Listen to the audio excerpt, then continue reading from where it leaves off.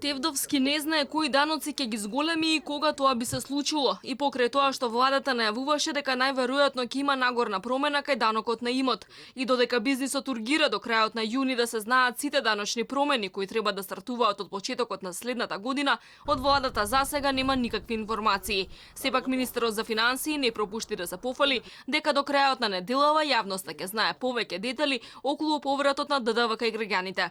Мерка по мерка воведуваме, например, многу брзо ќе до крајот на неделата, како што најавив, ќе воведеме една од поважните, односно ќе зборуваме, ќе дадеме до вас, па и до нашите граѓани образложение за мерката за враќање на ДДВ за физичките лица, на дел од ДДВ-то кој што ќе даде, значи ќе врати сериозни средства кај граѓаните.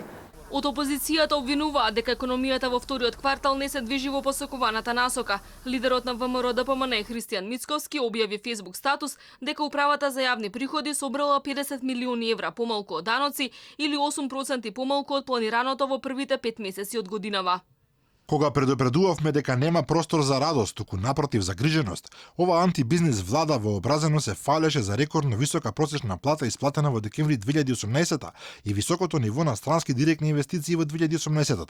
Предупредувавме дека тоа е моментален ефект кој е резултат на исплата на бонуси и реинвестирање на акумулираната добивка поради новата даночна политика. Не сакаа да послушаат. Ефектите веднаш дојдоа и тоа просечна нето исплатена плата во првиот квартал од 2019 е за 1351 денар или за нешто над 5% пониска од таа исплатена во декември 2018. Странските директни инвестиции во првиот квартал се рекордно ниски, за околу 90% пониски од истиот период минатата година.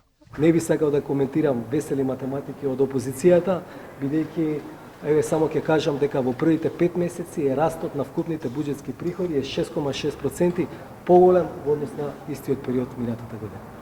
Јавноста бурно реагираше кога се воведе прогресивен данок, односно втора повисока стапка од 18% кај персоналецот, но и кога во 2018-та без претходна најава беше зголемена акцизата за дизелот за 3,5 денари по литар, за даночните оптоварувања, социјалната нееднаквост и подигање на животниот стандард.